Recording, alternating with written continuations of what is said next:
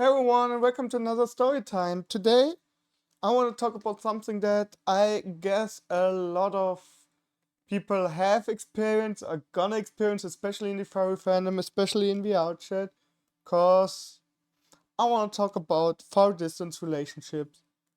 If you know me, you know that Eva, like my one of my boyfriends, was living in the east of Germany, which is like 5 hours away. Turtles now is 7 hours away, or nine, 7 to 8 hours, and my ex was also 7 to 8 hours away. So it's not the farthest away. Like two of them were still in Germany, one of them was Austria.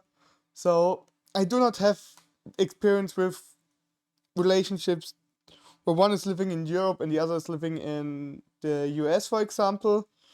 That's way other. That's way harder because at this point you not do not even need to like share time with each other, but you have different time zone, which makes it way harder. But I want to talk here about my long distance relationships and what I learned and what I feel like people need to learn. So first of all, not everyone is made for long distance relationships, and that's fine. You don't have to be made for this.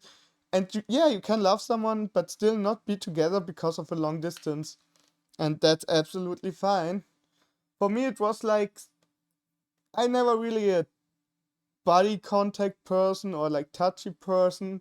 So not having the person next to me isn't a big thing. I think I sleep better in my own bed. I think I can do my stuff better on my own most of the time. So yeah. But as everything, there are up and down sides. For example, Eva is in the room next to me. If I want to tell him something, or I want to like spend time with him together, I just go over there and annoy him. If you have like long distance relationship and you want cuddles, you can either do vrchat, which is in my opinion not the same, or you have to cuddle with someone else. And there is the first part.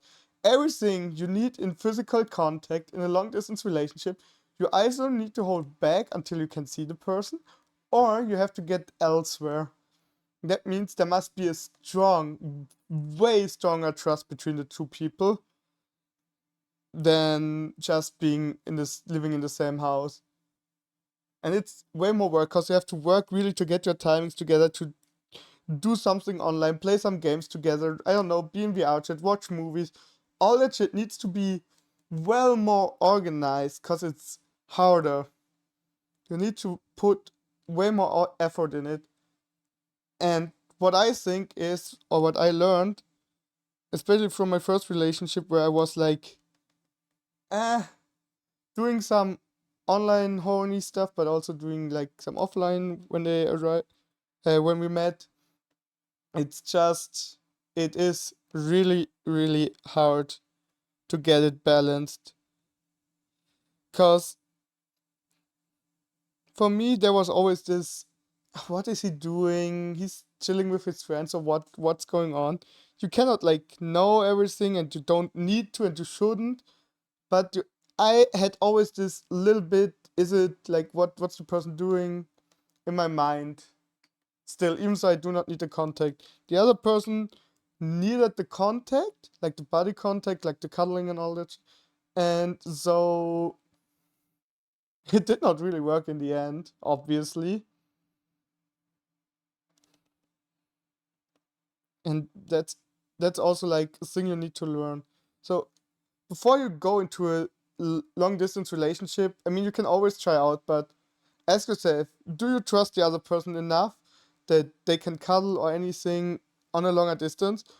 Are you the person, oh, sorry, are you the person that needs like constant 24/7 like cuddlings or anything? If you're a very cuddle body contact person, then long distance relationships may be not yours.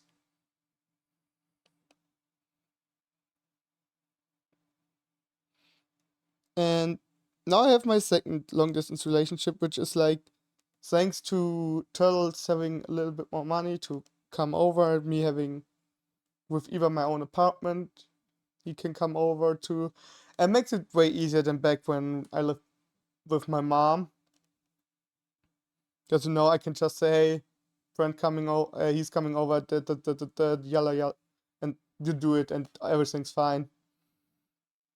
You cannot do that if you live with your parents. That's another big point.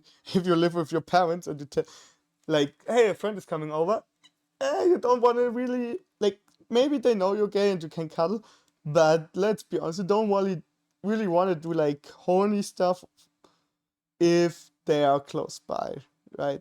You want your own apartment or like your own like safe space, private space for that. You can also change dramatically how a relationship goes. Not everyone needs it, not everyone wants it, but it's always part of relationships.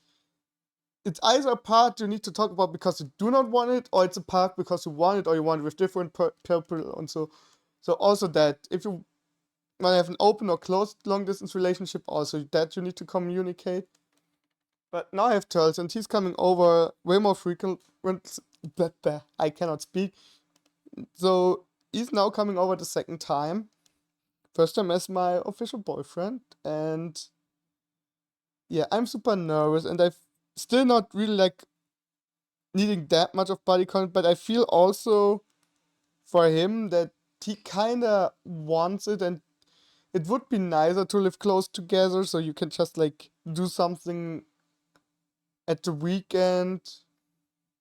Everything, and I have to say, like, going through all of this, having all this work, it's a struggle. But if it works, if you can work through a long distance relationship for a long amount of time, the other person is worth it, and that there needs to be something hard to go in between. Would I recommend long distance relationships? You do you. You need to make your own experience. Find for yourself out what you need and what you don't need in a relationship. I'm just here to tell you about my little experience with it. Not to want to put out a long story on this. Just wanted to talk with you a little bit because I had no other topic for this week. And maybe there will be another one next week. But for now, I wish you all a wonderful time and I hope to see you in another video. Bye!